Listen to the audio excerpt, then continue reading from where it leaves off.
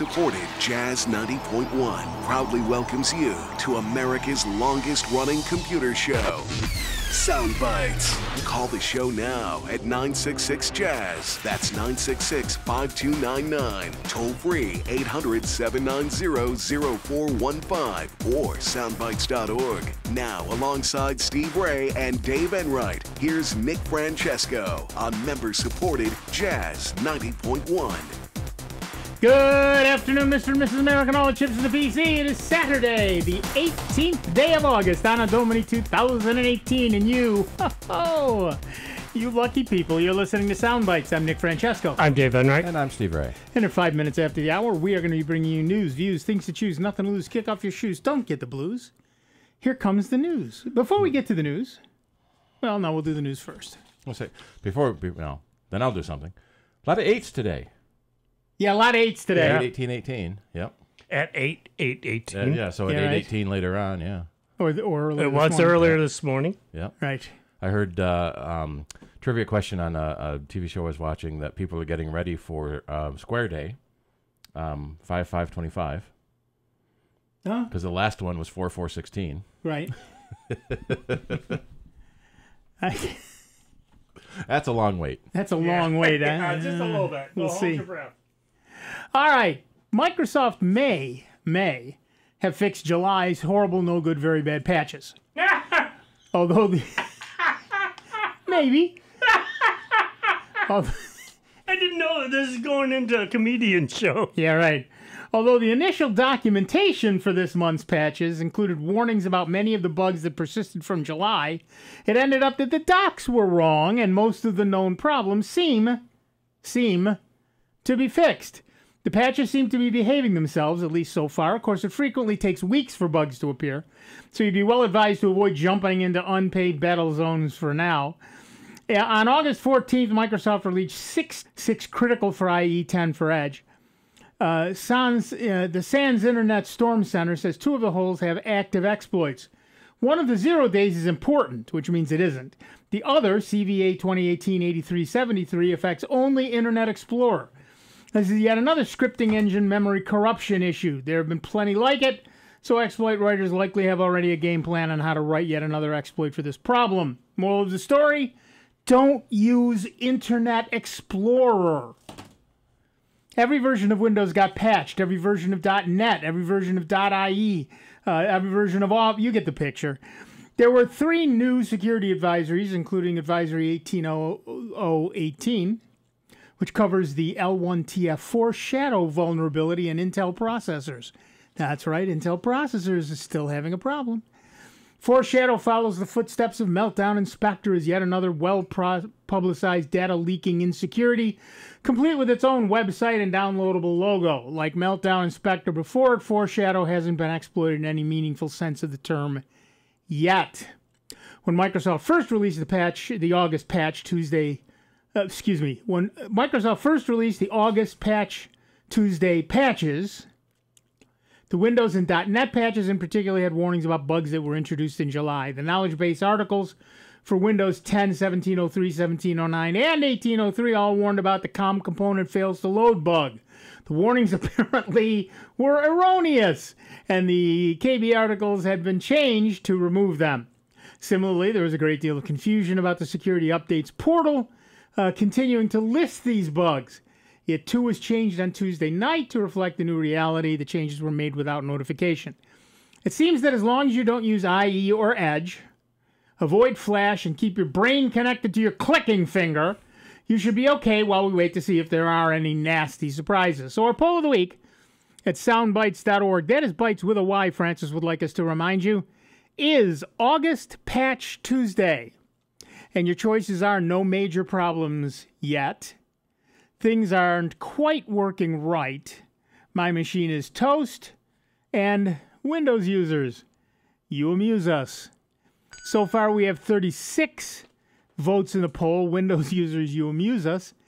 Leads by a wide margin, followed by, in the distance, by no major problems yet. And 3 people say things aren't quite working right.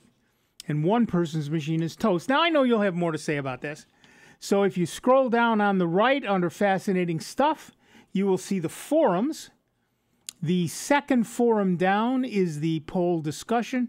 Currently, at least, the first item under poll discussions is August 18, Patch Tuesday.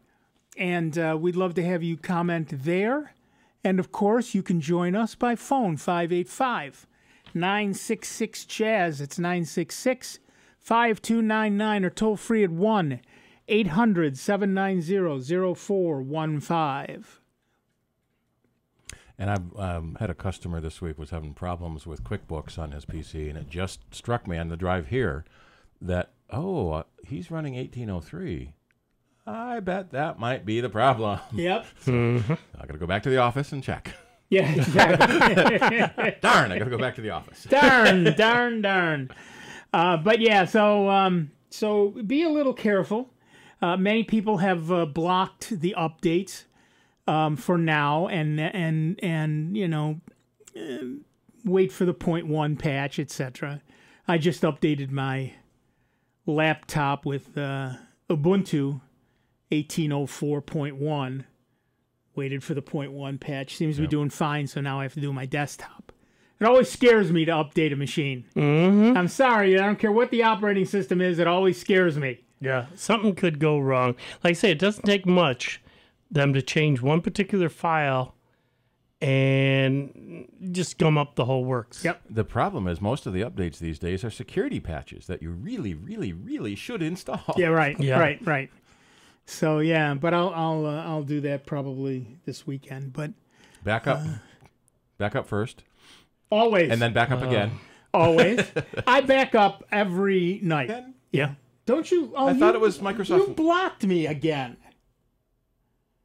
I did. Yeah, you didn't get this The week's news because you blocked me. I didn't. No. Mm-hmm. I got a message that someone tried to log into my account. No, that wasn't me. That wasn't you. But, But yes, isn't it Microsoft's OneDrive? Microsoft is OneDrive. This is Google One or Google Drive One or something. I just had two customers. Why pick Both names that of are so them. close? Google One. The hard drives crashed. I said, so where's your backups? Well, I always meant to. Yeah, I didn't get around to it. Well, then, for how many years have we been preaching, backup? Because you know what? If you can't find the time to back up, then evidently those great pictures and songs and letters and everything else Too bad. are okay to lose. Yep. You didn't want them anyway. Yeah, you didn't want, if they were that important that You people say, would've backed 'em it's vital that I get them back. Well, then it should have been vital that you backed them up. Nobody told me I needed to. Oh yeah. Yeah. That was the one thing that used to break my heart. Students would come to me and say, my paper's on here, my thesis is on this flash drive, and the flash drive's toast. And I said, well, you got a backup, right? Well, no. Okay, let me get this straight. It wasn't worth it for you to spend $10 for another flash drive, but it's worth me spending a week of my time to see if I can recover this? I don't think so. Or throw it up on Google Drive. You got free space up there anyways. Right. Especially something like a thesis. Hello. Right. No, it's backup. All those of you listening, thinking back about, I have to back up. I haven't done it in a while. Shut up. Stop talking about it. The only reason you're angry is because you haven't done it. Go do it. Go back up. While you're listening to the show, if you're sitting at home, back up. And that means you need to have another drive. For some people, a flash drive is enough to just copy their documents. For a lot of people, another hard drive is good. But you need a second drive you put everything on. Mm-hmm. And then don't delete it from your main drive, because now that's not a backup anymore. You have one copy. It's not backed up. You need at least 2 copies. Or the other thing that they do is they take their one drive that's in that laptop and they partition it. Oh, yeah. Has to be a completely separate drive. Yeah, once that hard drive dies, folks, both partitions are toast. Yeah, it's one hard drive. Yep. The whole thing bites the dust. And don't rely on a syncing program. We have a lot of people that are using like Dropbox or even Google Drive will sync to your desktop. Right. If you delete a file from your desktop, it's deleted from the cloud drive too. That's a sync. That's not a backup. Right. All right, to the phones. Our first caller is Larry from Spencerport, New York. Hi, Larry. What's up? I've got a few questions about Ubuntu. Yeah. I've got Ubuntu on about 3 different laptops, and I purchased another one. One of them is starting to die, so I got another one with Windows on it, and I'm thinking of about putting it in a dual boot system. Sure. My question is, if I put Ubuntu on it in a dual boot, do I still have access to all my documents, or do I have to reinstall them on Ubuntu? All your documents will still be available under Windows. Yes. But they are separate partitions. We were just talking about partitions. Yeah. And going from one to the other is not. There are ways to do it, especially if it's NTFS. Right. It's easier if your Windows drive is FAT32, but you would need to load a file system loader to be able to read the Windows file system. Otherwise, it would just look like an unpartitioned drive to the second OS. Right. If you've got a dual partition, you can. If it's in a dual boot situation, you can mount the Windows drive. That's not something the average person will be comfortable doing. Okay. But it is doable. So sure, it can be done, but it's not easy. Not by me. It's not click. Okay. Another question is there some command in Ubuntu that gives me something like Windows Task Manager? Top. Yeah, top. Well, what is it you're looking to do? Well, a lot of times when the computer's running slow or something, I want to see if the CPU or the memory or the drive writing to the drive or whatever. Which on Windows I pop it up and look at it and kind of see what's going on. Right. There are a couple. Okay. Because it's Windows, because it's Linux, there are several ways to do this. Built into most Windows Linux machines is a program called TOP, T-O-P. Okay. And you open up a terminal, type the word TOP, and you'll see a list of all the running programs and how much memory they're taking and everything else. Okay. There are a couple of programs you can install that are graphical and essentially give you the little graphs and things that the task manager gives you. Okay. All right, one other question. Is there still a Linux users group in Rochester? Well, that's a lovely question. I don't think Lugor was the group, but they haven't updated their website in a while. Yeah, there used to be Lugor, Lugor, the Linux users group of Rochester.org. Yeah. The last entry on it is from 2016. Oh, okay. So I'm kind of thinking no. All right. I hate to say that, but I'm kind of thinking no. Yeah, I remember at one time I used to go there and look at stuff, and then I'd forgotten. I didn't know if it was still available. So, because I like sometimes when I need help, questions and some place to go and get the answers with them. Yeah. Yeah. I'm sorry. No. Okay. Well, thank you very much. Yep. Thanks. All right. Bye. Bye. The last post was about moving to Pelican. Maybe that move didn't work very well. Yeah, right, exactly. Somebody else has a. I think. Is it the Windows group in town? RCS. Rochester Computer Society. Yeah, well, we're going to take a quick break. Back in just a couple of minutes with Dave Enright, Steve Ray, Meenick, Francesco, and you. It's 19 minutes after the hour. It's Soundbites. It's member-supported Jazz 90.1.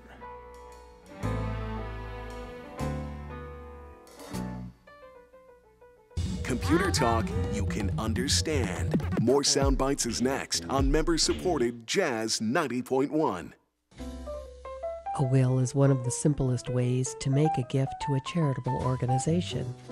By making a bequest to Jazz 90.1 in your will, you help ensure our on-air service for years to come. For more information on how to make a bequest, contact your financial advisor or call 966-2660. You can also find out more about planned giving by visiting www.jazz901.org. Adopt US Kids presents What to Expect When You're Expecting a Teenager. learning the lingo. Jelly. Jelly adjective. Jelly is a shorter, better way to say jealous. As in, Chloe, I am like so jelly of your unicorn phone case. You don't have to speak teen to be a perfect parent. Thousands of teens in foster care will love you just the same. Visit adoptuskids.org, brought to you by the U.S. Department of Health and Human Services, Adopt U.S. Kids, and the Ad Council. Bad theater seats, cheap Halloween masks, my apartment, all things with obstructed views. Add to these large trucks and buses. 18-wheelers and large buses have big blind spots, and like my apartment, they don't always have the best view. Bus and truck drivers deal with blind spots around the entire vehicle.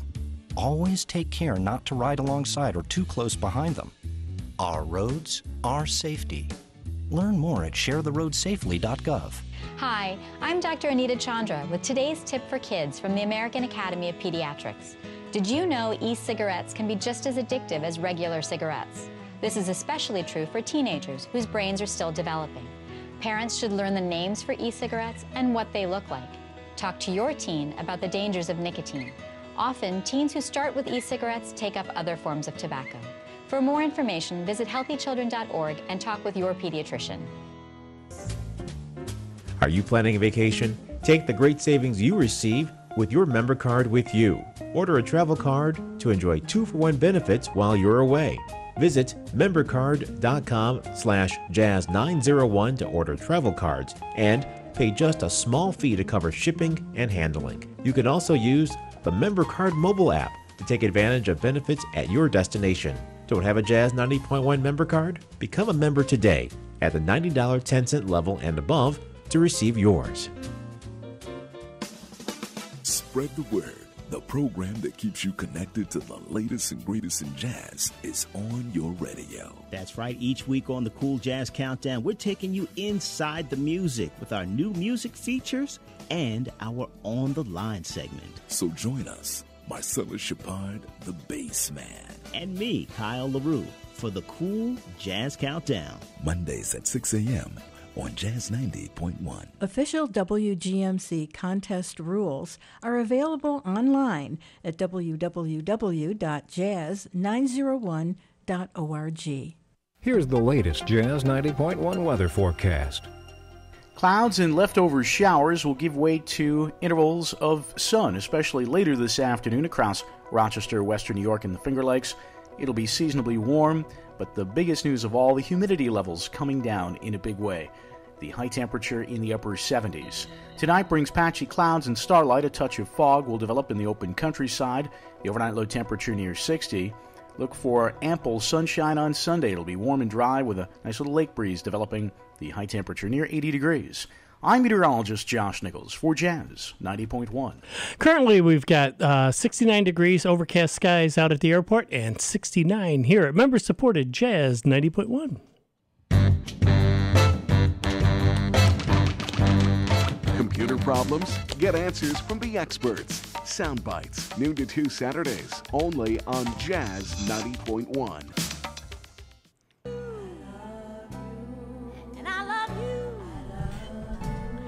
Definitely had to slide a little of this in. Absolutely. One of the greats, Queen of Soul, just passed away. Yeah, very sad. As everybody knows. But also on that date is the date Elvis Presley passed away. Yes. Also on that date, Yeah. my anniversary. Oh, there you go. I used to love listening to her. My aunt got me hooked on Aretha Franklin. She has since passed, but she'd always be playing all her songs and that, and just became a big fan of Aretha. Yeah, I had my Google Home playing it all day long. Well, there you go. There you go. Before we get back to the phones, welcome back, everybody. I'm Nick Francesco. I'm Dave Enright. And I'm Steve Ray.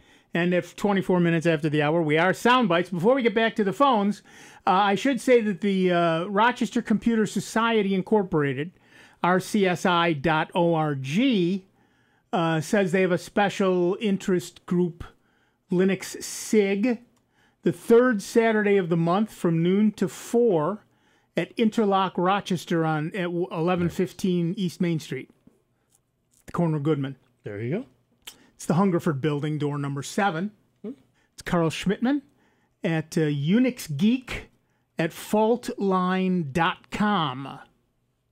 So it's easy enough to do that. So, and as of their April newsletter, they were still mentioning it. So it's fairly recent, I guess. And RIT has a student-run Linux users group, but they're on hiatus for the summer. They'll probably be starting up again next month. Yeah. All right. Back to the phones. Our next caller is Alan from Webster, New York. Hi, Alan. What's up? Hi, guys. Thanks for taking my call. Sure. I need some advice on backing up an Android phone. Yes. So that's my main question, but let me give you a little story here.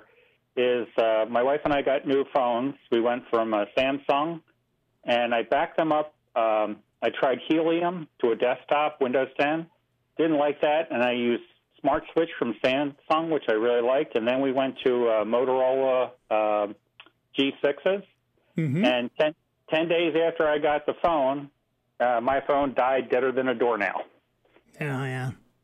So my question is, learning my lesson, now I still had the old phone, and I used the Verizon Transfer app and transferred my old data, but I'd lost, 10 days. That wasn't important. But I'd like your advice is best way to back them up so when this happens again, not if, but when it happens again, I can do it more easily. All right, so you're using an Android phone, which means that you've got a Google address. Yes. That you sign in with. So when you use the same address on another phone, it will get all of your apps back down. Okay, how about my contacts, calendar, everything like that? If you are using the Google apps for that, Google's Contact, Google's et cetera, then those will also come over. Right. But many people, when they buy a Samsung phone, right there on the phone itself, is Samsung's contact list. Yes, but I now have a Motorola. We went to Motorola G6s that uses all Google stuff. Right. So, but my point is, if while you had a Samsung phone, you were using the Samsung app, it does not back up. Yes, and that's when I was using the Samsung Smart Switch, which will not back up a Motorola phone. Right. Right. So the point here is, if you want to make sure that everything is back-upable and movable to the next device, use the Google apps. Right, and I've downloaded some other apps because I don't like some of the Google ones, and I have about 35 gigs of photos on my phone. So I backed them up on my desktop and to a separate hard drive, so that's not a problem. And Google has their backup and sync program for your computer that will do that with data between your devices using your Google account. Right. And Google Photo, I mean, that's fantastic. You can store everything up there for free, and it doesn't matter where you are, any device, you can log into your Google account and look at your Google Photos. Okay, well, I use another app because I didn't like Google Photos. So okay. I'm just saying, as another way of backing up your photos. Photos are, irreplaceable. If the thing dies or whatever, it's just as we always say, back up. You never have too many backups. Right. So I agree with you. Now, aside from that, is how safe is Google to back up to? So far, I've had no trouble. Well, the beauty of Google, there's several things. Yeah. First, their job is your data, right? So they're not going to lose it. The second thing is, once it's up in their cloud, it's accessible from any device. So you can back it up to your desktop. You can back it up to a separate drive. One of the things Google has is called Google Takeout, which used to be called the Data Liberation Front, which I like better as a name. And you go into Google takeout.google.com. You go into Takeout and you say, "Oh, I want this," and it can be everything. It's your email, it's your pictures, it's your Google Plus postings, it's everything Google Gmail. And then you say, "Give it to me," and they say, "All right, this is going to take a while to zip up, so we'll send you an email when it's ready to go," and then that thing will be available for 24 hours. Yeah, I just did that because my wife accidentally made 2 accounts when we transferred it, and she had an old account, and I did that. So. Yep, and that works great. And I do that about once a month because I'm paranoid. I admit to being entirely anal retentive about that stuff. So I back up my backups. I mean, I've got the pictures on the phone. I've got the pictures in Google Drive. I've got the pictures on my desktop. And I download them once a month and burn them to CD or DVD, actually, in my case. And so that way you know you've got a decent copy somewhere. Right. And it's not difficult. The nice thing is you do have to do much of it by hand. That's the bad part because people don't. But if you just go into Takeout and say, I want all this stuff, hit the button, you'll get an email that says, go ahead and you can download it now. And then, so if it takes an hour, you don't care. If it takes 5 hours, you don't care. You go and you download it, and then you've got it on your drive, and then you can stick it on a DVD or a flash drive or an external disk, and you're done. So making it easy to provide your own set of backups is something Google is very good at. Okay. The other thing is, I'm sorry, go ahead. How much does Google know about you then when you do this? That barn door's been open for a very long time. Yeah, a little late to worry about that now. That's true of, I don't care who your phone is with. I don't care who your operating system is. I don't care about any of that. They all know everything about you. Don't even pretend that's not true anymore. Okay. You know, it's just, you voluntarily decided to carry around a device that tells everybody where you are, keeps track of every picture you've taken, every message you've sent. You voluntarily decided to do that. Has a microphone and camera in it. Has a microphone and camera in it, and then every once in a while we say, "But what do they know about me?" Well, everything, and they is all of them. Yeah. You know, if you've got the Facebook app on your phone, you've given it permission to look at everything in your phone, and don't think they aren't accepting all of that, and they're tracking you with GPS. Twitter, same thing. Snapchat, same thing. They all do it, and so if you've given any of those things permission to run on your phone, they're all doing it. Yeah, and I guess I'm okay with that because I don't have really anything to hide. But those services. The other option too is just a manual backup. You plug your phone into your computer, it mounts as a disk, and you just copy all the files yourself. Right. Yes, I've done that when I went to change phones. I did that with my Samsungs and did that and everything like that. So all that aside, you do not have a favorite like app or software? Like no, Helium? Because like I said, I do it all with the Google apps.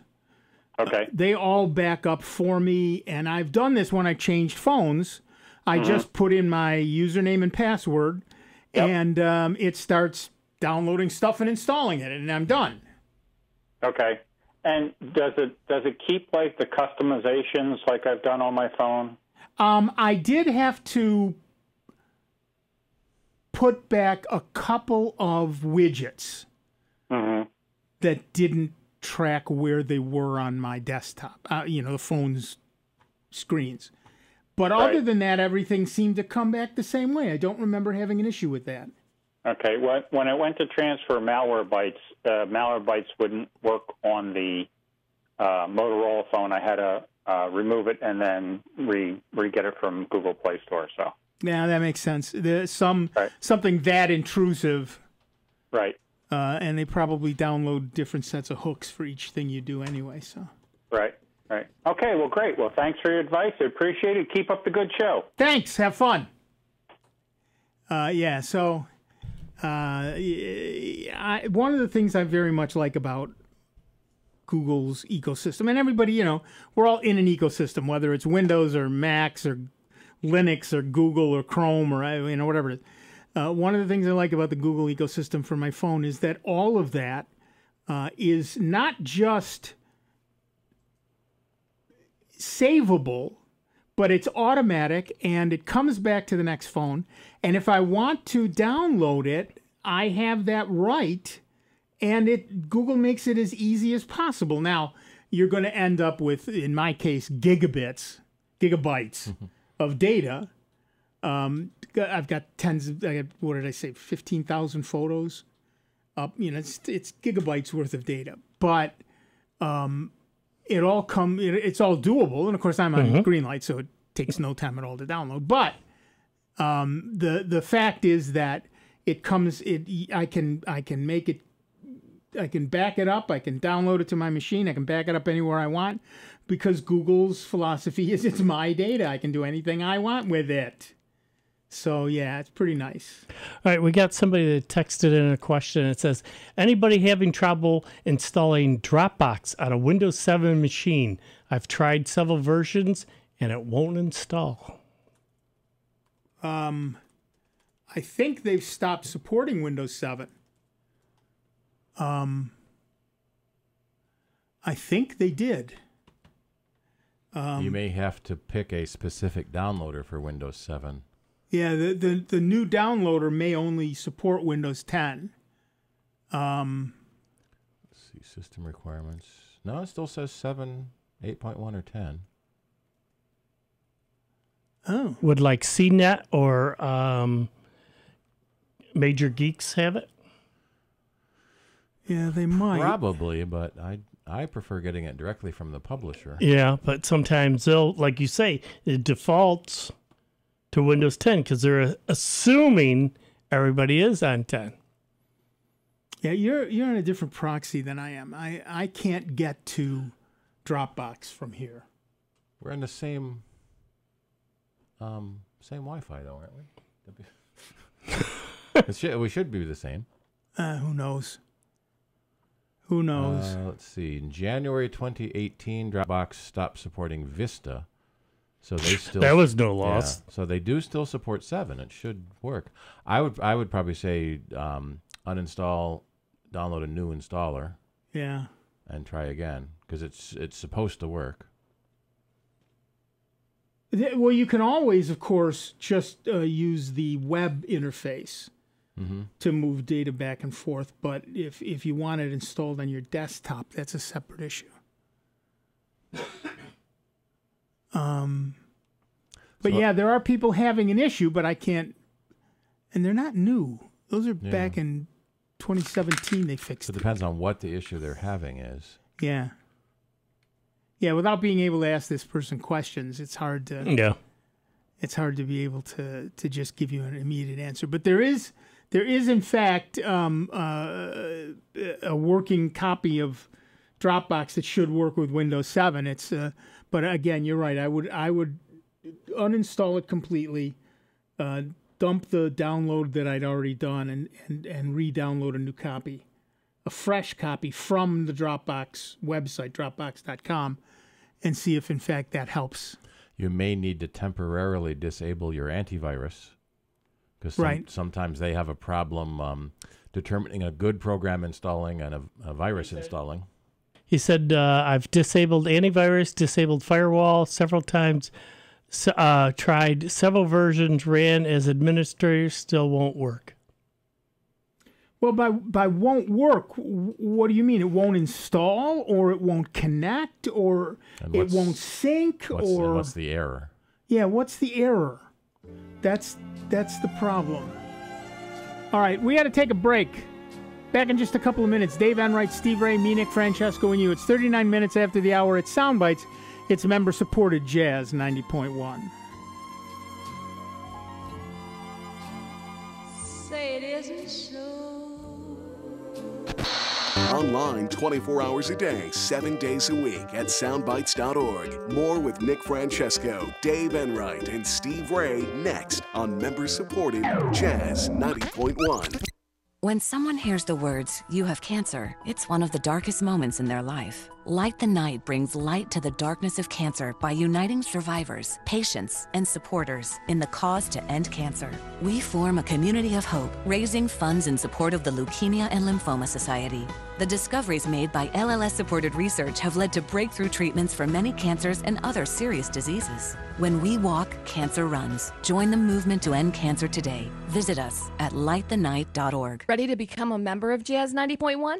It's easy to do, and it feels so good. Just call 966-5299. That's 966-JAZZ. Or pledge securely online at jazz901.org. And remember to check if you work for a company that matches donations. This could double or even triple your pledge. Anytime is a good time to become a member of Jazz 90.1. Many websites selling medication may look professional and legitimate, but the vast majority of sites selling prescription drugs are doing so illegally. Criminals use websites to sell counterfeit medications that may contain life-threatening toxins. Dot Pharmacy is a website verification program that helps you identify safe and trustworthy online pharmacies. Purchasing medicine online can be safe and easy. Just look for pharmacy to the right of the dot in website addresses. A public service message from the National Association of Boards of Pharmacy. I get it. Your desk has been there for you. Holding up your computer, your unused stapler, and that plant you forgot to water. But maybe it's time to leave your desk and spend your lunch break volunteering with Meals on Wheels. Doing Meals on Wheels for me is the joy that I look for at the end of my week. I'll come to the door with one meal and I'll walk away with a full heart. Drop off a warm meal and get more than you expect. Volunteer at americaletsdolunch.org. That's americaletsdolunch.org. Brought to you by Meals on Wheels America and the Ad Council. If you want to support Jazz 90.1 a lot, but your budget says only a little will work, there is a way. It's called the Jazz 90.1 Jazz-O-Matic membership. You can support Jazz 90.1 with a monthly gift of $10 or more, while enjoying the many great thank you gifts that we offer. Jazz 90.1 will deduct that amount automatically every month, and should your circumstances change, you can cancel at any time. Support Jazz 90.1 the way you want to, without bruising your budget. Jazz-O-Matically. For more information on becoming Jazz-O-Matic, call 966-5299 or pledge online at jazz901.org. Clouds and leftover showers will give way to intervals of sun, especially later this afternoon across Rochester, Western New York, and the Finger Lakes. It'll be seasonably warm, but the biggest news of all, the humidity levels coming down in a big way. The high temperature in the upper 70s. Tonight brings patchy clouds and starlight. A touch of fog will develop in the open countryside. The overnight low temperature near 60. Look for ample sunshine on Sunday. It'll be warm and dry with a nice little lake breeze. You're at member-supported Jazz 90.1. Everybody get up. Hi, I'm Jim McGrath, host of the Blues Spectrum. I hope you can tune in this Sunday evening from 7 until 9 for some of the best blues around here on member-supported Jazz 90.1.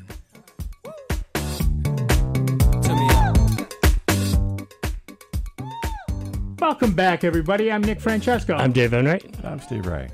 And at 43 minutes after the hour, we are Sound Bytes. And we have Tom from Penfield on the line. What's up, Tom? Hi, guys. How you doing? Peachy, how are you? Pretty good.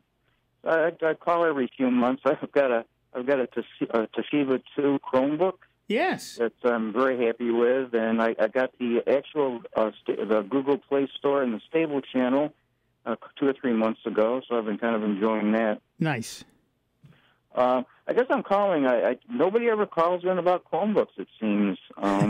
They just there work. must be a lot of users out there by now, but oh yeah, but people don't have trouble with them. I guess I do have some things in the past that I can't do with it, and I was wondering if maybe just a suggestion that maybe people could call in with things about Chromebooks that they found that they can't do because they haven't got a Windows machine or a MacBook. Like I can't update my Garmin. I don't believe I can configure a router with it. I'm not sure about that. Yeah, you can. Most routers these days configure through the web browser. Yeah. So in general, Apple routers, which what? Except Apple's routers, where you do need an Apple device, but you Right. can use an iPhone or iPad. Right. But most other routers will update through a web browser. So, in fact, I have updated my yeah, me too. Cisco router from my Chromebook. Did you? Okay. Yeah. What happens is you may need, and I hope you're sitting down. If you're driving pullover, you may need to open the manual. I know, but in the manual it will tell Sweat's it breaking will tell out. you exactly how to access the admin console from the web browser. Generally, you just go to the web address. In fact, you just go to the web address for the router. Generally, that address is something like 192.168.1.1 or 192.168.0.1, and then you have to log in. If you've never changed the username and password, you should do that immediately. It's probably admin. I have customers that are constantly surprised I can log into their router. Yeah. Default password. Actually, I just went through that update. I got a Linksys router that had the issue of people be able to get into it. So I actually went through and reconfigured it and put a password, on the router as well as my network. Yep. And I did that. I had to actually use my wife's old MacBook because I didn't have a cable that would work between the other computers. She's got a newer MacBook.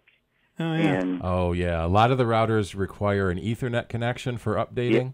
I went to Staples. They didn't have any type of adapters to work between the computers, so I had to use the old computer that's got the larger connector on it to actually wire it myself into the router so I could reconfigure it and put passwords on everything. We have them in our shop. But, they make them, and they're not terribly expensive. I've actually got one for my Chromebook that I just realized I've never used. I should at least see if it works. USB-C. Well, you might need USB-A to Ethernet or USB-C to Ethernet, depending on which connector. Well, I have USB-A, and that would work for this Chromebook. And I've got USB-C, and I forgot to plug my Ethernet in, but I'm using Wi-Fi here. But a lot of the routers require updates and modifications over Ethernet because they don't want someone, bad guy sitting out your house connected to your Wi-Fi making changes. Right. Yeah. So I went through the process, and it seemed to work okay, but it was pretty frustrating because once you log into it, you can't get instructions on what to do for the next step. So I ended up downloading some information on it, so I had it on hand on paper so I could refer back to it to make it work. It only took me about 8 hours, so. Right, is that all? Not bad then. Yeah. But yeah, there's a lot of things you can do with a Chromebook. There, I have a friend who he owns a Chromebook, hockey puck, and he does audio editing and video editing. Without any trouble whatsoever on his Chromebox, and has no trouble at all. I know that the newer ones let you, and I don't know whether the Toshiba 2 will do this, but the newer ones will let you actually run Android apps on them. And theoretically, the version of Chromebook coming out in September or October, I think October, on the very newest Chromebooks will let you run Linux apps. Mm-hmm. So they're opening up a huge field. Now, I will say this, by the time you can run Android apps and Linux apps, you're now looking at a fairly high-end machine. That's just the way the world works. So you're no longer at the $200 Chromebook. Yeah, a lot more RAM and a lot more storage. Right. Mm-hmm. So you're no longer at a $200 Chromebook. You're now looking at that $600, $700 laptop deal. But considering that you continue to get all the security and et cetera, it's not a bad deal at all. Oh, it's very easy to use. I'm very happy with. I haven't got to mess around with chasing malware and viruses and everything. It's very efficient and very quick. But I do have once in a while I've got to use my wife's MacBook for something, but it happens very seldom. Yep. And so that's what I was suggesting, just for people that may be considering buying a Chromebook, maybe to know what they can't do, is better than telling them what all they can do, because it might be a decision they would make to say, oh, well, I can live without that. Like I can live without updating my Garmin or whatever because I can't get that particular application. Right. That's a good thought. Thanks. Yep, thanks. Mm-hmm. That is a very good thought. And we are seeing more and more people use their cell phones as a GPS. So I feel sorry for the standalone GPS companies. Right. Although Garmin and TomTom are selling their data to Google and Microsoft and Apple. Right. But yeah, you're absolutely right, Tom. If you've got one of those devices that has never put out a way to do it except through a particular program they wrote for a particular operating system, you've got a problem. Or if it needs a connector that you don't have. Now, one of the nice things about USB is that you can buy connector changers. Right. So, for example, Steve has a connector on his that he's got USB-C. Yeah. And it's got a USB-A connector, an Ethernet connector, an audio connector. I think the only thing that's missing is a blender. Pretty sure that's what he's missing. But I have that software. But he's the software for the Blender software. Yeah, me too. But thank you. Be here all week. Try the veal. So you've got the ability to buy an add-on that does those things. Like I said, I've got a little dongle that will convert USB, in my case, USB-A to an Ethernet jack. Yeah, especially now that the USB 3 and 3.1 standards there's so much bandwidth available to USB that they can do things like high-def video now. It used to be you had to have a dedicated HDMI port to be able to do a high definition or even a 4K display. Right. But now it can be possible over USB 3, which often now on the new machines are coming with a Type-C connector. Right. This is a very old machine. Yeah. Only has USB-A. We can't have a new standard without a new connector. Well, of course, that would the be... The really annoying thing is that Thunderbolt 3 and USB-C use the same connector.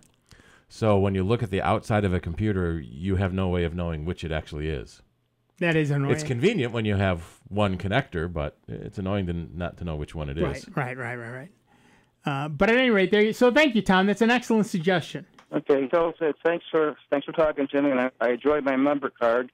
The best thing about a member card is I can now afford to take my wife out to supper with me. Yay! She really enjoys that, Nice. Congratulations, I'm sorry, Mrs. Tom. Yeah, before you had to go by yourself, right? Yeah, it's kind of lonely, But... Yep. Okay, guys, see ya. Thanks, Tom. Bye-bye. Yeah, the member card, for those of you who are new to this, we are, of course, member-supported radio. And if you become a member, you can, at certain levels, starting at the $90.10 level, you can get the Jazz 90.1 member card. And it is amazing. It gives you good deals in a lot of places. And the Jazz 90.1 website has a list of those places. And they're adding to it all the time. And it's not just here in Rochester; it's all over the country. You can, if you're gonna move or travel or whatever, you can talk to the station about getting a card for that area, and it'll be just as useful there as it is here. And yeah, I'll tell you what, I have the member card, and it's more than paid for. Oh my yeah, membership. same with us. Yeah, it's if you go out at all regularly. And now Tom can't afford to take his wife, which I'm sure. And he's a proud her. member, supporting this program and all the other stuff that we do. That's exactly right. So we're delighted to have you do that. It's a very cool thing. And like I said, it's 2 for 1 in a lot of places. It's money off in other places. So check out the website jazz901.org. I just moved it off the front sticky. We just moved it off the front sticky of our site, but until the next pledge drive. Right. If you go to the Jazz 90.1 website at jazz901.org, you can under support Jazz 90.1, the drop down menu is a link to the Jazz 90.1 member card, 2 for 1 savings at over 70 restaurants. Map benefits and to your online to where you are. Great local vid. There's even a mobile app that you can download if you would prefer to do it that way. And it's very, very cool. And that page also seems to have debugging information for Cold Fusion. Somebody ought to look at that and fix it. Yeah, that's really information you shouldn't be showing to the general public. Anyway, the member card is a very cool thing, and I would suggest that you go play with that. Take a look at it and see what's going on. It's a very cool thing. What else was it that you wanted to talk about when we first came on? You wound up going to... Well, I was going to wait till the second hour for that. I was going to talk about the... but I can talk about it twice. Tease it. Tease it. We can tease it. John from Fairport last week, John, I know you're listening, called up and said, if someone made a donation to my website, what would it cost to take the ads off for a while? What he said was... Well, explain what website.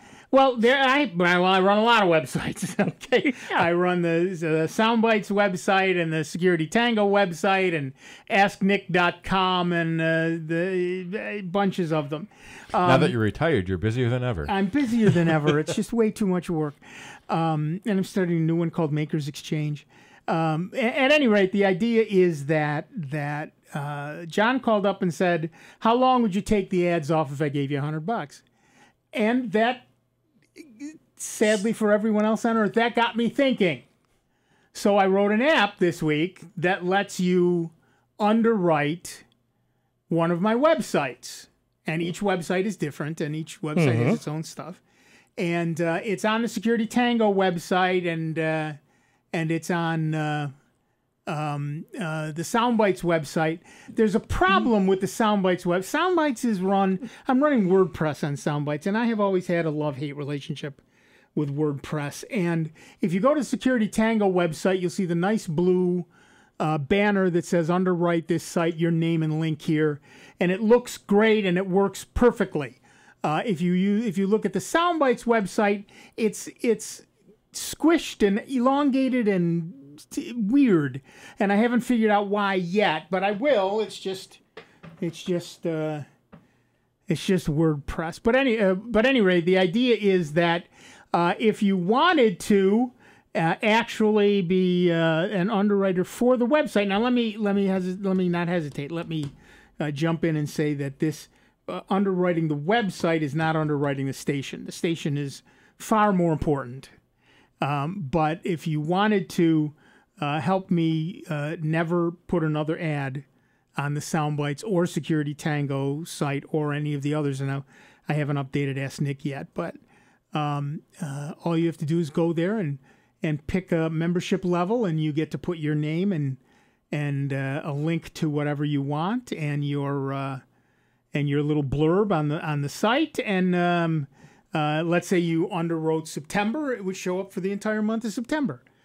And now I realize that there are those of you thinking, ooh, so August, October, and December would be the better months because you get an extra day on each of them. And indeed you would.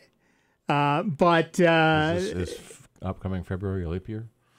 Probably not. February would be the worst month, really. Even if it was a leap year, it'd still be the worst month. But it's the same price. Too bad. You can underwrite the sites for 1 month or 3 months or 6 months or 12 months, and you get your name on the site, and it's very cool, and it's yours for that time. And I want to thank John from Fairport. Not that you're going to get anything for it except recognition. For that, and I'll talk about it again the next hour, but it looks ugly on this site. Anyway, that music tells me that we're done with the first hour of this show, but you're going to get a chance to do it all over again, because we're just not going away. We're just not going away. We'll be back in just a few minutes with Dave Enright, with Steve Ray, with me, Nick Francesco, and with you. It is 59 minutes after the hour. You are listening to the longest-running computer show in the known universe. That's right, it's Soundbytes, right here on the Truly Great. And truly grateful to you that we are and can continue to be member-supported. So thank you all. Jazz 90.1. See you on the other side. It's America's longest-running computer show. Back to more Soundbytes with Nick, Dave, and Steve. Next on member-supported Jazz 90.1. WGMC Greece Rochester. A public service of the Greece Central School District. Jazz 90.1. On Instagram at WGMC Jazz 901. Dozens of former senior intelligence officials who served under both Democratic and Republican administrations have denounced President Trump for revoking the security clearance of one-time CIA Director John Brennan. Correspondent Sarah Westwood with the latest Twitter attack by the president. Has anyone looked at the mistakes that John Brennan made while serving as CIA director? He will go down as easily the worst in history. And since getting out, he has become nothing less than a loudmouth, partisan political hack who cannot be trusted with the secrets of our country. Senator Mark Warner of Virginia plans to introduce a resolution to prevent President Trump from voiding any more security clearances. Mourners are remembering 18 of the victims of the deadly bridge collapse in Genoa, Italy. Correspondent Barbie Nadeau. They still haven't pulled out all the bodies in the wreckage, which has caused some anger. Those people, those families still waiting for their own victims to be recovered, believe it's too soon to actually holding any sort of state funeral or memorial service at this time. I'm Ann Cates.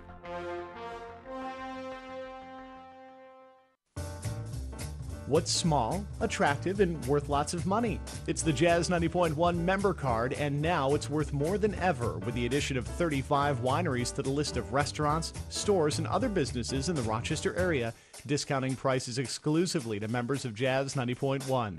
You can even use your card when you travel in the United States. It's a great way to reward yourself, all while supporting Jazz 90.1. Don't have a Jazz 90.1 member card? Get one by making a pledge of support at the $90.10 level and above to Jazz 90.1. For more information on becoming a member, you can call 966-5299 or make a donation online at jazz901.org. So why do teenagers play high school sports? My reason why is a sense of purpose. My reason why is to inspire others. One reason student athletes seldom mention is to get an athletic scholarship. They know that only 2% of all high school athletes are awarded a sports scholarship. So why do they play? My reason why is friendship. Tell us your reason using the hashtag #MyReasonWhy. This message presented by the NFHS and the New York State Public High School Athletic Association. These days, it's easy to have information overload. Sometimes I just want to kick back, hear my favorite music and the news that affects me. That's why I stay tuned into my local radio station. When important news happens in my part of town, I hear it from them first. For the best entertainment, sports, news, weather, and traffic, anytime, anywhere, I stay local. Support your local stations. Text RADIO to 52886. Furnished by the NAB and this station. Message and data rates may apply. Reply STOP to opt out. Come on, smile. Oh, honey, he's still not smiling. Maybe he's not a smiler. Yeah, maybe he's just not a happy baby. Maybe he's just being a boy. Or maybe he's teething. Maybe it's just a phase. Maybe he has autism, and we can definitely do something to help. Maybe is all you need to find out more about autism. No big, joyful smiles by 6 months is one early sign. Learn the others at autismspeaks.org/signs. Brought to you by Autism Speaks and the Ad Council. Hey, at our startup, my team and I move at the speed of tech 24/7.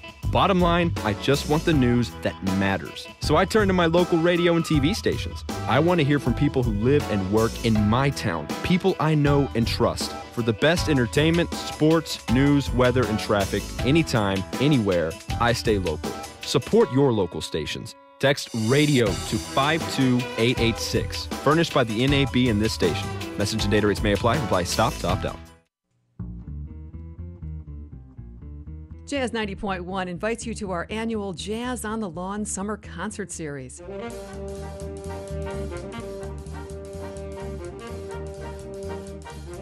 Enjoy a free outdoor jazz concert on Tuesday, August 21st, featuring Swing Dynasty.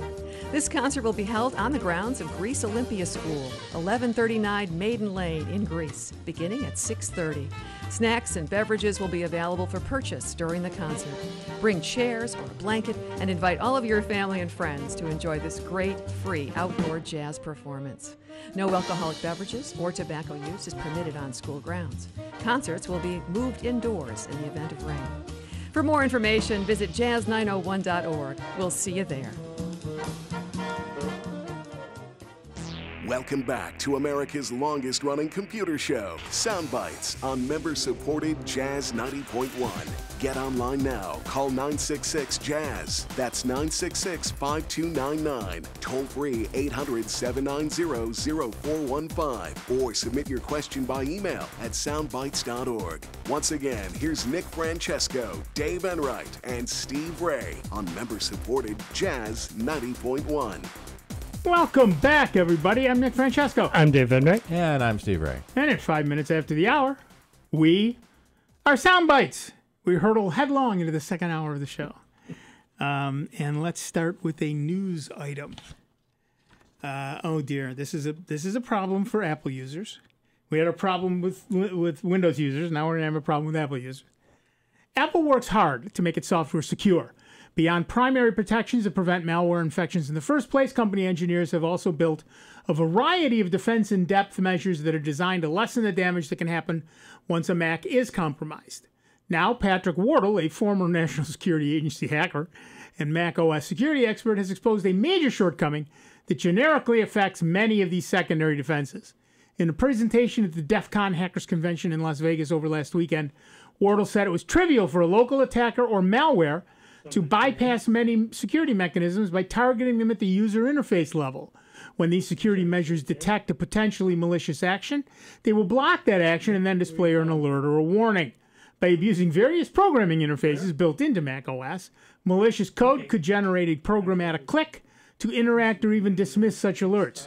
This automatic or synthetic click, as Wardle called it, works almost immediately and can be done in a way that is invisible to the user. Many of Apple's privacy and security in-depth protections can therefore be trivially bypassed. With the ability to generate synthetic clicks, an attack, for example, could dismiss many of Apple's privacy-related security prompts. On recent versions of Mac OS, Apple has added a confirmation window that requires a user to click OK before an installed app can access geolocation, contacts, or calendar information stored on the Mac. Apple engineers added the requirement to act as a secondary safeguard. Even if a machine was infected by malware, the thinking went, the malicious app wouldn't be able to copy these sensitive data without the owner's explicit permission. Though many of Apple's security alerts attempt to detect and ignore synthetic clicks, Wardle that the privacy actions, for example, the sneaky Genio adware, Devil Robber currency mining malware, and the insidious Fruit Fly malware that stole millions of images from infected Macintoshes over a 13-year period, all use synthetic clicks to bypass defense in-depth warnings. Apple responded to these in-the-wild-wares by improving the security of its operating system. They released a supplemental update to patch it, but even after Apple issued the patch, the warnings should still be bypassed. While testing an older attack, Wardle incorrectly copied and pasted some code. Without realizing the mistake, he ran the code, which to his amazement, allowed him to post synthetic clicks to security alerts, even on a fully patched High Sierra system. Wardle said the bypass raised questions on how the company rolled out the improvements. I wasn't trying to find a bypass, but I uncovered a way to fully break a foundational security mechanism, said Wardle. If a security mechanism fails so easily, how did they not test this? I'm almost embarrassed to talk about it. And I will not talk about how he did it, because it is, in fact, ludicrously, trivially easy. So you still think your Mac is secure? Give us a call, 585-966-JAZZ. That's 966-5299, and toll free at 1-800-790-0415. One of the reports I read says that it only affects High Sierra, not earlier versions, and it doesn't affect Mojave, the next version. So likely there will be a patch coming out for High Sierra. We've seen similar issues in the past with invisible buttons that malware will put on top of a real button. So you click deny and it really clicks allow. But this is kind of interesting that taking advantage of some of the automation tools built into the Mac, that they're able to synthetically generate a click like some programs can generate a click when you tell it to. Well, and this just goes to show nobody should be smug about their operating system. I don't care what your operating system, unless it's Chromebook. You shouldn't be You shouldn't be smug about your operating system. See, it was always that yet. There've been no, Yet, no attacks exactly. on the Mac yet. So there's no Right. attacks on the Chromebooks yet. Yet, right. And it is the only one that hasn't been broken yet, but that doesn't mean it won't be. You still need to be. And So of if you course, want to be the first guy to do it, and right. Congratulations. And like I said, we were sitting right here, and I got a warning that said your Windows machine is infected. Call this number. Well, nothing on any operating system on Earth prevents me from thinking I'm on a Windows machine and calling the number. Yep. So you want to be very careful. And again, like I said in the article in the news item, connect your brain to your clicking finger. Make sure that is engaged, and that should help you considerably with that. We had a customer last week bring in a machine that his McAfee kept popping up and saying this malicious program was attacking him, and removed it. He didn't think that program was malicious, so he just reinstalled it. And then McAfee pops up again and said this program is attacking you, and removed it, and he reinstalled it. And was it in fact?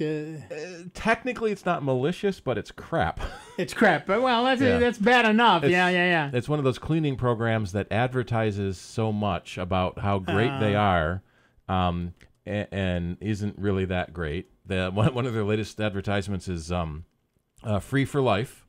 So you pay once and you get free updates, but they upgrade it every month and you have to pay again. Right. Updates are free. Upgrades cost money. And we upgrade it all the time, so it's never free. Right. And so it's one of those programs. It's not traditionally malicious, but it's just crap. Yep. I get it. And the company pays people referral fees to advertise for them. So I don't know if I should say the name of it. No, don't. Everybody knows this program is crap when they see 100 ads for the same program on one website. Yeah. Right. All right, back to the phones. Our next caller is Nick from Henrietta, New York. Hi, Nick. What's up? Hello. Hi, this is Nick Davis. Yes, I have a question about a article I read. I read on the DNC on August 12th. Okay. About Microsoft Disk Cleanup Wizard. Yeah. And I ran that by typing in Clean Manager and then hitting the enter and so forth. And what happened was that I lost a lot of my MP3 or all my MP3 music files on a program. I'm wondering how I can reverse that, or how can I uninstall that, or else restore that, restore my computer. Is there any way I can do that? Well, it depends.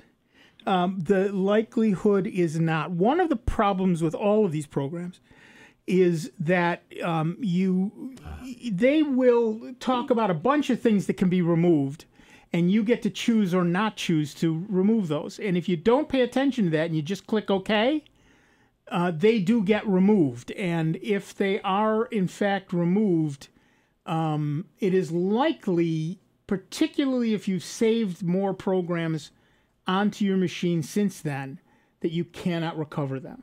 And you would have to restore them from your backup drive. Now, in general, Windows Disk Cleanup doesn't touch MP3 files, but it does empty your downloads folder. So if you've been downloading MP3s and never moved them out of the downloads folder, then they could have been affected. So which method can I use to possibly restore my MP3 file? Well, it depends on what backup program you're using. You'd have to use the restore feature of that program. Right. Okay, I tried restore on the computer, and somehow it's not able to set up anything that can function. Maybe I don't have a backup system set up. Then you can't restore anything because there's nothing backed up. Right. Oh. The problem is you really do need to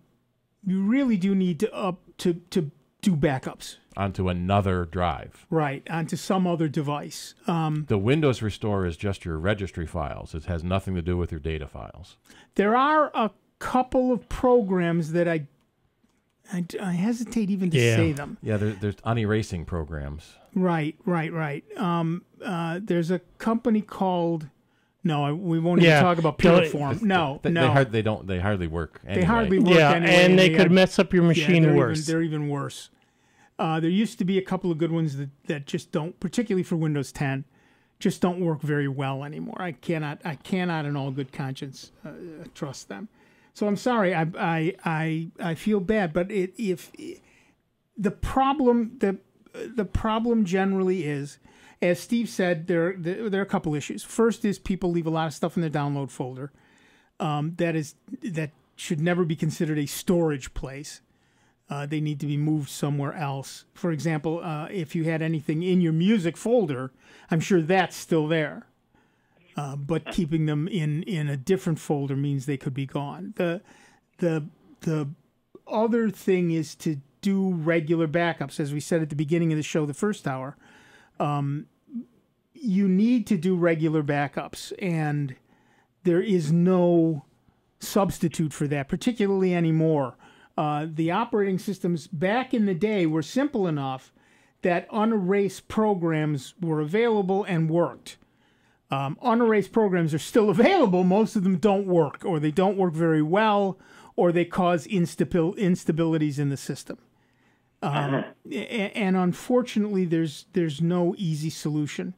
Going forward, certainly doing backups is the way to mitigate any issues you might have. But when you run a program like a disk cleanup, it cleans up the drive, and one of the things that Steve said that it cleans up is directories that it doesn't think are important. I guess is the word. Is not the right word, but are not permanent. Yeah. Right, the download folder, the temp folders, the recycle bin, those are not considered permanent folders. What happened to all the files I was keeping in the trash? See, that's one thing I've gotten in the habit of doing. Many folks might disagree with. When I download something, I download it to my desktop. That way, it's there in my face and makes me decide, forces me to put it somewhere. If you put it somewhere, fine. I've gotten a lot of computers in with hundreds of things on the desktop because they've all downloaded there. Yeah. And there's so many things on the desktop, there's no room for any more things, so they're piling on top of each other. And also, keeping stuff on your desktop slows your system down. Right. And that's where it's gotten me into the habit. I'll download it, it's there, I can quick use it. And then when I'm done, I've been in the habit for over a decade to turn around and then store it where it makes sense. Right. If I'm using a program to do cleanup in that, I've got a utilities folder, or whether it's a photo or anything else. It forces me to be more organized, at least myself.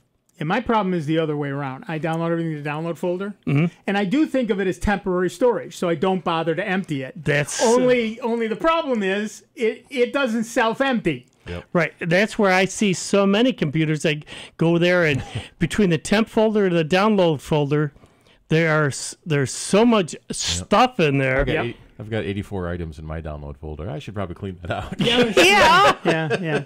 Especially some of these programs can be probably huge. Still on the line, Nick. I'm sorry. The short answer is there's no good, no reliable way to recover that. Right. Unfortunately, I'm sorry. But going forward, please make regular backups, and that will help mitigate this issue. Okay. Would also having a second computer, and I'll always put my music on a second computer, be also a viable way of handling this? If that music is on both systems, then that second computer is a backup. Yep. Yeah. That's a backup. It's often easier to have just a second drive, but you could use a second computer. Sure. Too. The issue is with any device, any hard drive can fail. So having your stuff, all your stuff, your music, your pictures, your documents in two separate places at a minimum is a very, very good idea, because hardware fails or things like this happen. And so having multiple copies means that you've got now multiple chances to get it all back. Especially things like photos, which you can't get the new baby photos again. Right. And or if for a lot of people run home businesses. And so would having a hard drive, a secondary external hard drive, always be the best way to back up things. They're all good ways to do it. Any way that you have multiple copies of something is a good way. We got to take a break. I'm sorry, Nick. Okay. Thanks. Thanks a lot. Thank you very much. We got to take a break. Back in just a couple of minutes. Dave Enright, Steve Ray, me, Nick Francesco, and you 19 minutes after the hour. Soundbites members supported Jazz 90.1. Computer talk you can understand. More Soundbites is next on member-supported Jazz 90.1. Hey, at our startup, my team and I move at the speed of tech 24/7. Bottom line, I just want the news that matters. So I turn to my local radio and TV stations. I want to hear from people who live and work in my town, people I know and trust. For the best entertainment, sports, news, weather, and traffic, anytime, anywhere, I stay local. Support your local stations. Text RADIO to 52886. Furnished by the NAB and this station. Message and data rates may apply. Reply stop to opt out. Habitat loss is pushing thousands of wildlife species toward extinction, but there's still hope when caring people like you help the Humane Society Wildlife Land Trust save vital habitat. We are the one national land conservation organization that always prohibits sport hunting and trapping on protected lands. Compassionate conservation means protecting both land and wildlife. Let's secure a hopeful future for all. Learn more at wildlifelandtrust.org/save or call 1-800-729-SAVE. Bad theater seats, cheap Halloween masks, my apartment, all things with obstructed views. Add to these large trucks and buses. 18-wheelers and large buses have big blind spots, and like my apartment, they don't always have the best view. Bus and truck drivers deal with blind spots around the entire vehicle. Always take care not to ride alongside or too close behind them. Our roads, our safety.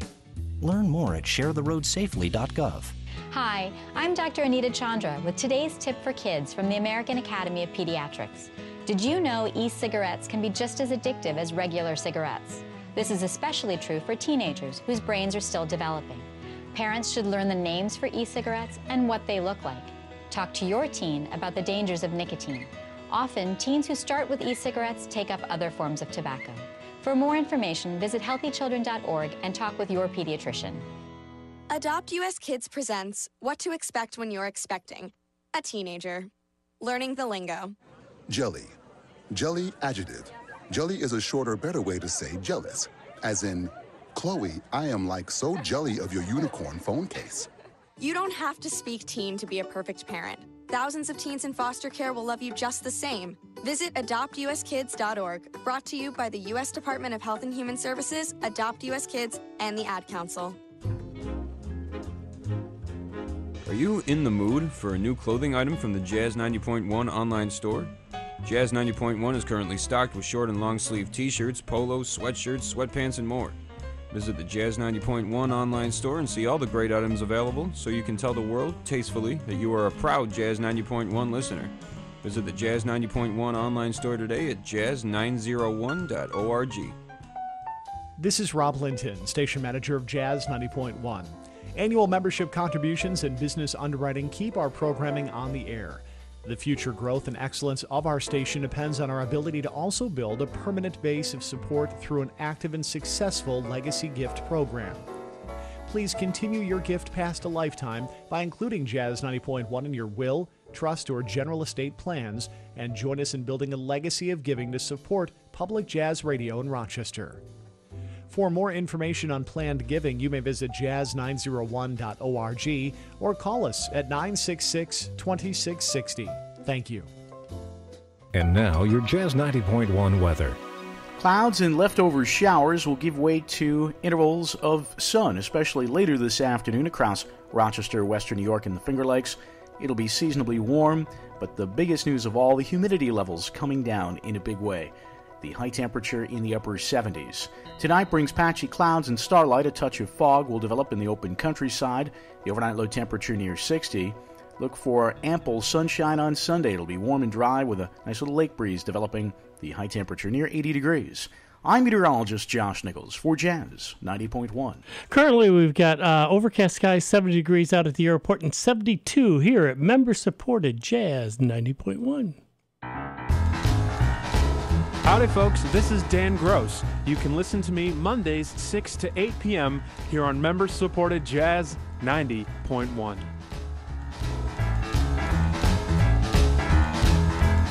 Love that walking bass. Welcome back, everybody. I'm Nick Francesco. I'm Dave Enright. And I'm Steve Wright. And at 24 minutes after the hour, we are Sound Bytes.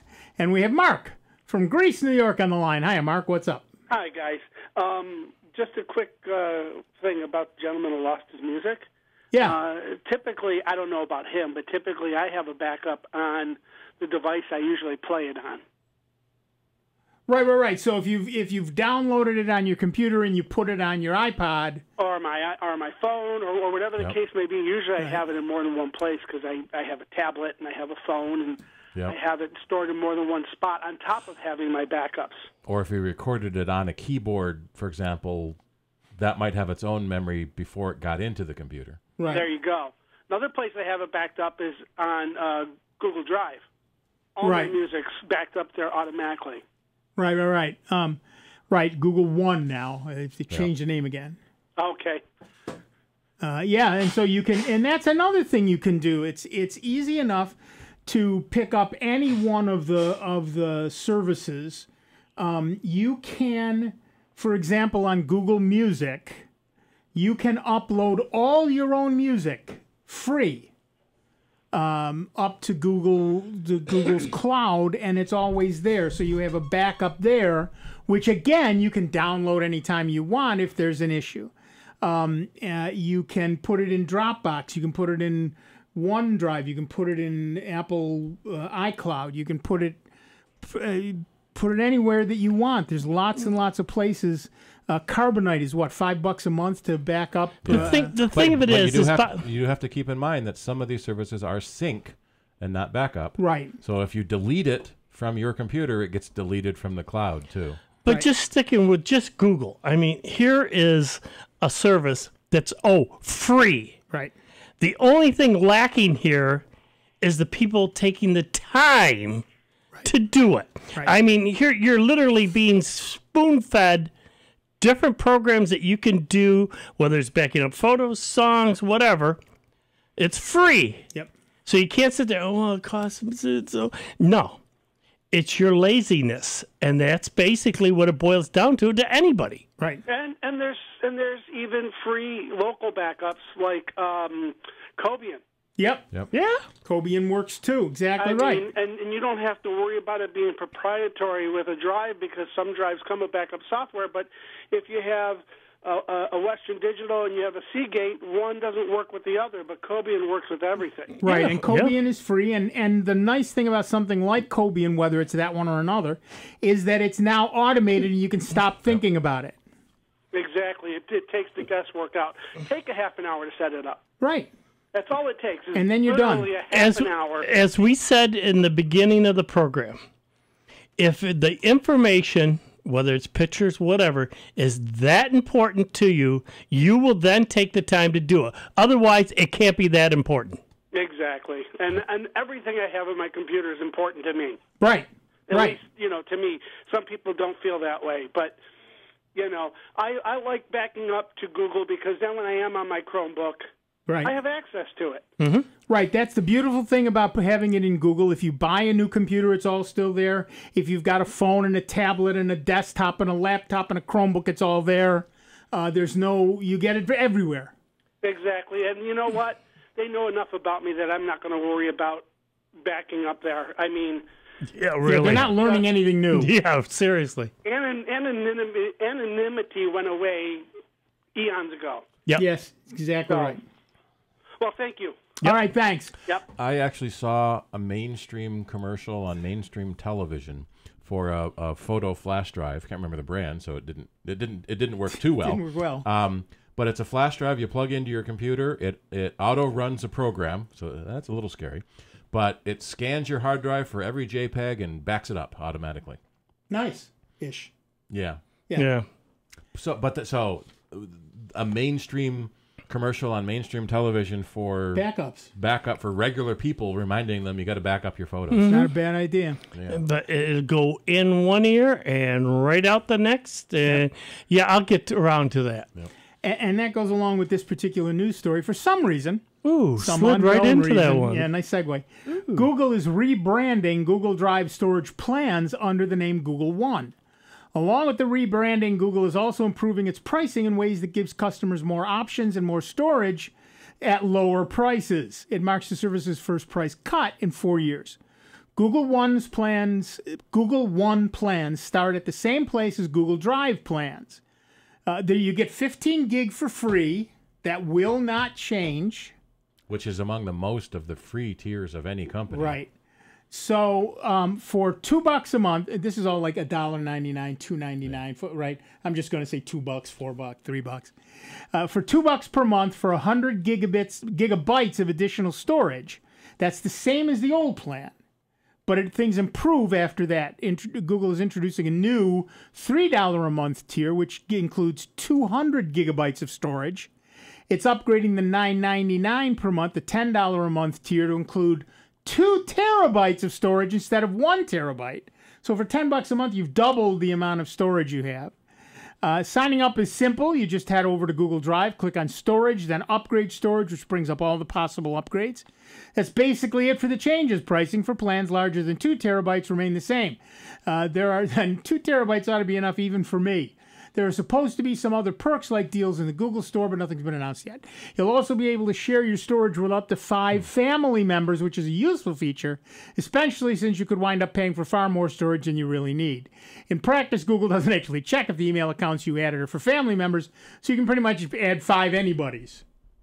As for the name change, we suspect Google decided to introduce the One brand to clarify that this storage isn't just limited to Drive, but is also used for Gmail and Photos. Ultimately, today's changes largely amount to a different name on the same product along with 2 tweaked pricing tiers. Google said it's already moved Drive subscribers on personal accounts over to Google One plans. As of this moment, anybody in the United States can sign up with the new pricing. Obviously, your choice of cloud storage provider is going to be dependent on what services you typically use. If you're stuck in iCloud or OneDrive, this won't mean much to you, but on an even playing field, Google's pricing is extremely competitive. Microsoft offers half as much storage as Google is $2 per month. Dropbox doesn't offer anything between free and $10. And while iCloud doesn't have an appealing $1 a month plan with 50 gig of storage, you have to jump straight to a $3 a month for 200 gigabytes if you want anything more than that. Please note, none of this at all changes the free tier. You still get 15 gig free, just like you always have. That isn't changing. The only thing changing is if you need more space, it's going to cost you less. So are you filling up your Google One storage? Give us a call, 585-966-JAZZ. It's 966-5299. Or toll free at 1-800-790-0415. But that doesn't affect, though, any of you folks that are, say, storing your photos. Right. All the free stuff stays free. Yeah. I mean, my photos, I'm not using any of my 15K or 15 meg. Gig. It's Enright disease. Yeah, thank you. You've had it for decades. I know it. I have. It's sad. I keep switching things around. Anyways, it still doesn't take away from that. No. I mean, it still, doesn't attack that number one bit. All your photos are up there. And like you were saying, whether you're on a tablet or on your phone, having that Google account set up, it's accessible no matter where. You could be at a library, log into your Google account, and you're going to see those photos. Right. And if you pay an annual fee, it's cheaper than paying month to month. It looks right. like. And just check my account, and the new prices are available to me. Are available to you. And right now, look, I've got 15,000 pictures at 16 megapixels per picture. Yep. I've got about 20,000 documents, some of which are book length. Mm-hmm. I never delete email. And I have used a total of because so much of Google Docs is not counted against me. Right. So much of photo is not counted against me. All those 15,000 pictures, 15,000 documents, and years of email, I have used a total of 2.2 gigabytes of storage. You slacker. Yeah, out of my 19, which I get for free. And Google Drive is only using less than half a gig. Gmail's using about a gig. Google Photos is using about a gig. and upgrading. Here are the prices. So if I were getting close to you normally get 15 gig. For the first 2 years, Google had something it called the security check. And if you took the security check, you got an extra 2 gig. So I've got 19 gigs. I took the security check twice. I've got 19 gig instead of 15 gig. But if I were at, 18.5 gig, right, I might decide, well, for $2 a month, I can get 100 gig. That would be 5 times what I have for $2 a month. And oh, by the way, I can share that with my whole family. And maybe that's not enough, so I can go to $3 a month, or I can go, to $10 a month. And if you do it for a year, it's $99, $99.99, right? It's $100 a year. Give them $100, you got 2 terabytes of disk space. I defy you, considering how much is free, it doesn't count against your storage on Google. I defy you to fill that up. And oh, by the way, none of that talks about the hundreds and hundreds and hundreds of albums I've uploaded to Google Music, which apparently they don't even bother to count. Again, it's ridiculous. All this is there for folks to take advantage of. Yep. But sadly, it all boils down to our laziness. Well, you have to actually decide to do it. Yep. Then you have to actually spend 5 minutes figuring out how it works, which is you just log in and do it. And people don't take that time, and then their hard drive dies, and then they're all upset because, like I said, I had 2 of them. Yep. Literally, the drives went, and sorry, I can't get the stuff back. I tried and tried, and I told my daughter called me up the other day and said, "You're a bad parent." I said, "What did I do now?" Oh boy. She said, "You have not been sending me pictures of the cats." You're right, honey. I have not. So I took a video, and it was about a minute video. Well, you can't send a minute of video over pretty much any phone connection. You can't send it over. It's too big to go as a text message. It's whatever. So I just waited a while, and it uploaded automatically to Google Photos. I went in and said, "Share this with my daughter." Oh, now she's a happy little camper. Now she's got a picture of the cats, and she's so happy. And then and every photo I take automatically goes up, but it doesn't automatically share it with her. So I have to actually then remember. Yeah. Put it in that shared album. Put it in the shared album. But now she's happy. Now I'm a good parent again. I just noticed that Google is offering printed photo books. Yeah. Yeah. Apple is shutting down their photo book service next month. Oh, are they? Yeah. And that's interesting. We don't know why. Well, maybe because Kodak was doing it. Yeah, maybe. We made a bit. Well, and they've been doing these photo books from the photo app in the Mac for at least 10 years, if not longer. Right. And we always liked it because they were done by Kodak.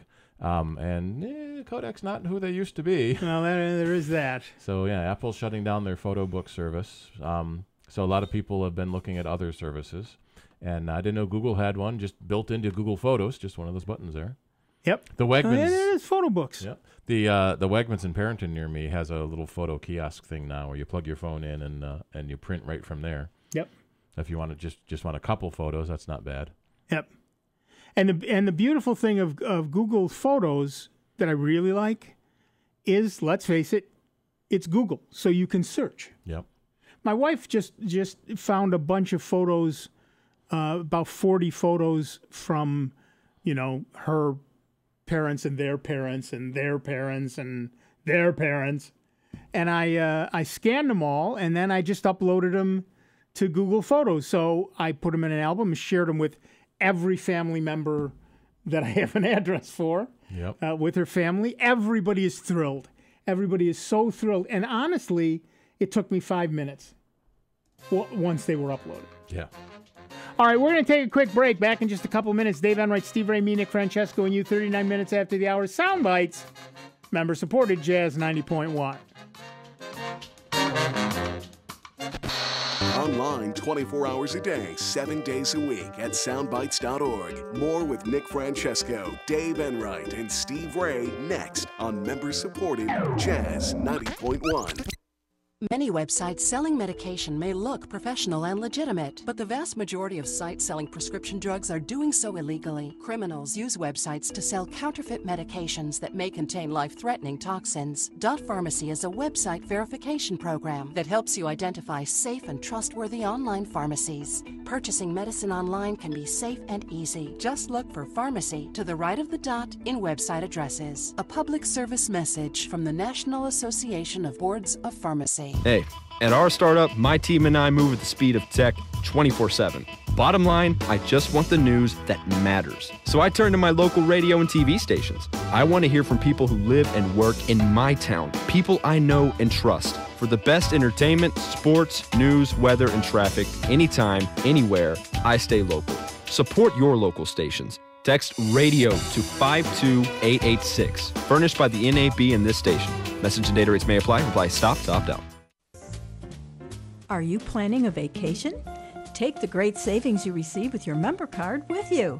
Order a travel card to enjoy 2-for-1 benefits while you're away. Visit membercard.com/jazz901 to order travel cards and pay just a small fee to cover shipping and handling. You can also use the member card mobile app to take advantage of benefits at your destination. Don't have a Jazz 90.1 member card? Become a member today at the $90.10 level and above to receive yours.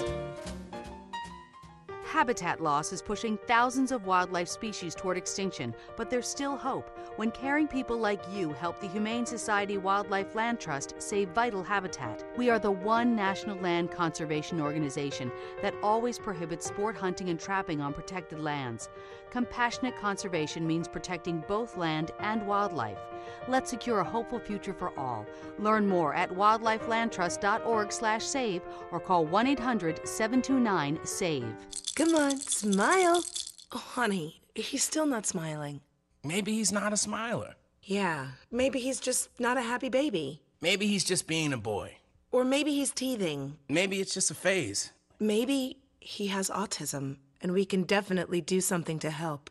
Maybe is all you need to find out more about autism. No big, joyful smiles by 6 months is one early sign. Learn the others at autismspeaks.org/signs. Brought to you by Autism Speaks and the Ad Council. So why do teenagers play high school sports? My reason why is a sense of purpose. My reason why is to inspire others. One reason student athletes seldom mention is to get an athletic scholarship. They know that only 2% of all high school athletes are awarded a sports scholarship.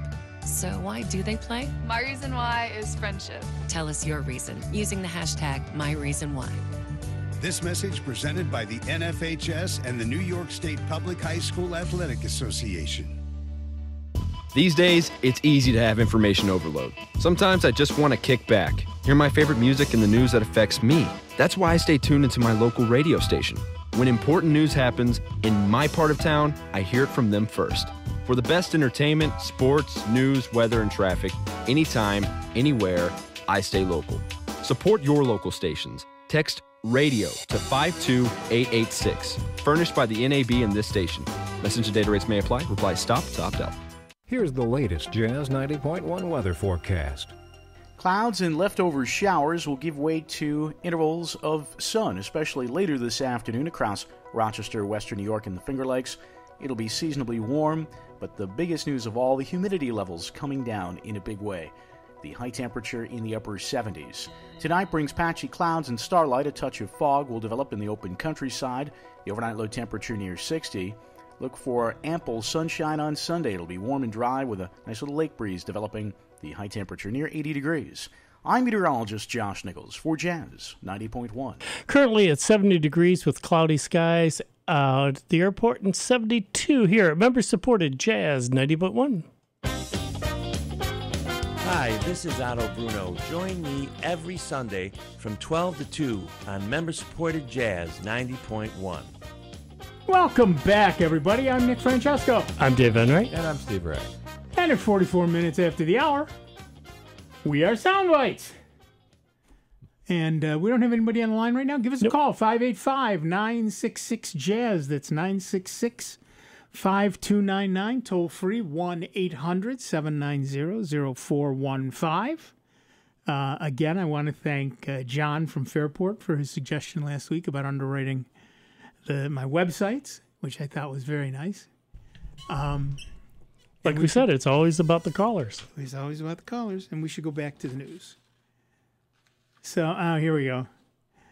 When you're browsing a website and the mouse cursor disappears, it might be a computer glitch, or it might be a deliberate test to find out who you are. Remember we were talking earlier about how they can track you? Mm-hmm. The way you press, scroll, and type on a phone screen or keyboard can be as unique as your fingerprints or facial features. To fight fraud, a growing number of banks and merchants are tracking visitors' physical movements as they use websites and apps. We've seen that in like cop shows where You see it on TV, but this is for real now. Yeah. Yeah.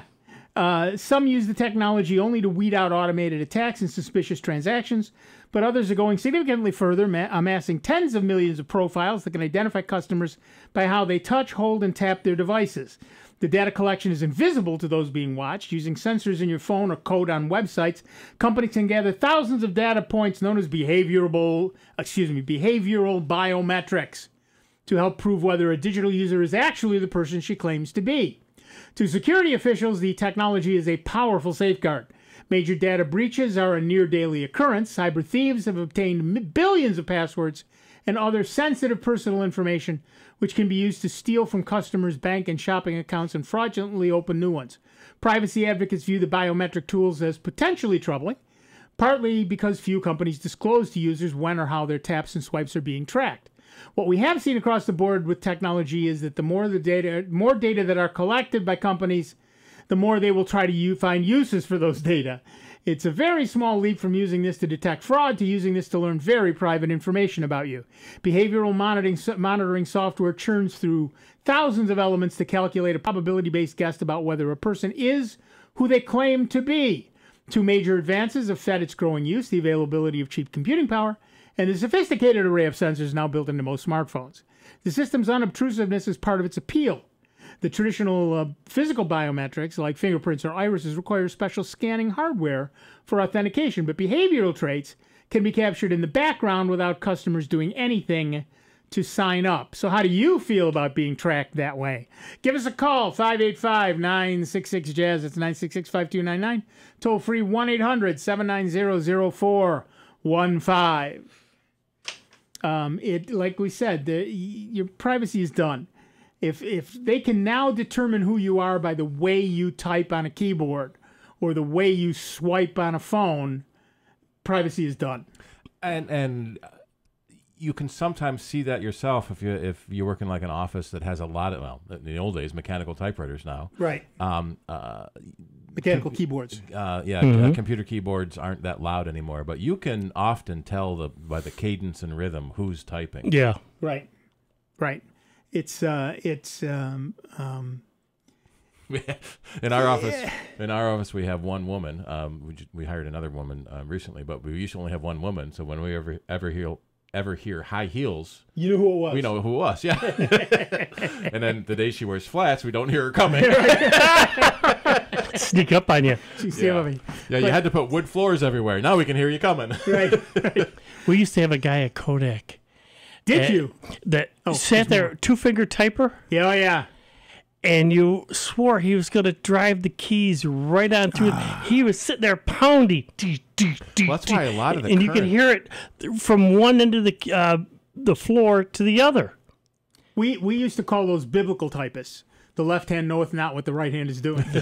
No lie on that one. And that's why a lot of people are such loud typers now on keyboards. The computer keyboards, the throw is getting less and less, but we're still, us older people, we're still typing like it's a mechanical, not power-assisted, a mechanical typewriter where you got to push the key down an inch. Well, and though in those days, because of that throw, we held our hands differently, and we had less carpal tunnel. And since you were needed to have that hammer hit a ribbon to hit the paper, you had to hit it really hard to make the ink work. Right, and because of that, you held your hands properly in order to generate enough force without tiring yourself out. So the first company to push the keyboard back, I think it might have been Apple, probably push the keyboard back so you had a wrist rest. that was a bad thing to do. It was a bad thing to do. But it was probably better than holding your wrists on the table, because then you're even more... that was getting People stopped. You're supposed to have your hands. It's like watch a pianist. Yeah. Nobody plays the piano with their wrists resting on anything. You No, have your it's hands up and and- you're doing. Well, part of the problem, of course, is how high is the table, and it's all about ergonomics and The seats, but yeah, it's and of course now I have one of those wave keyboards to help my carpal tunnel, and it has done an amazing job. My carpal tunnel has gotten significantly less over the years, and I have noticed. In fact, just right now, I have my computer back farther. Yep. And I'm resting my arms, and so whatever that nerve is just in front of my elbow, will now I get that pinched, and my hands go numb. Yep. So now I got to lift my whole arm up. Well, that's right. You're supposed to. Well, part of the problem is we're both sitting far too low in this in this place, but you're supposed to be at about waist level when you type. Yeah, your elbows are supposed to be 90 degrees. Right. Of course, in that case, you guys got to go up a lot higher. Yeah. This is not a normal table. Right. But yeah, so that's why generally many desks. That's why the chairs are so high when we come in. Yeah, right. No, it's the reason is that Al is about 11 feet tall, and no so matter he sits how on a high high chair to make him 12 feet tall. Well, he's still, either his knees are up around his ears, or the seat is way up, so that he's sitting normally. He's got a tower over poor Ray there. Yeah, right. But yeah, so it's a lot of that is about ergonomics, and ergonomics have gone by the wayside. The keyboards on laptops are not really very ergonomic in any sense of the word, and many of us blame Apple. They have this drive for smaller, thinner, lighter, and that means you can't use anything like a traditional keyboard, and so they keep making the. It used to be chiclet. We used to laugh at chiclet keys. Now you look at a chiclet keyboard and you think, golly, that's clumsy. Yeah, look how far up your keys stick. That's exactly right. Mine don't stick up at all. I was running my hand over it. They're almost flush. Yeah. Just barely not flush. But for those of us who are touch typists, having a little bit of a rise on the keys helps you find where you are. There is a Windows PC out now that looks really interesting, where the trackpad. So Apple's going to these giant trackpads. And on this PC, I forget what brand it is. The trackpad is a screen. Oh, nice. And so you can use it for buttons. So like Apple has their touch bar, where the buttons can change depending on what you want it to do. Right. The trackpad is a screen. I like that. And you can be used it for buttons, but you can also use it as a second screen. Right. To have like your Twitter feed or a video playing on the trackpad.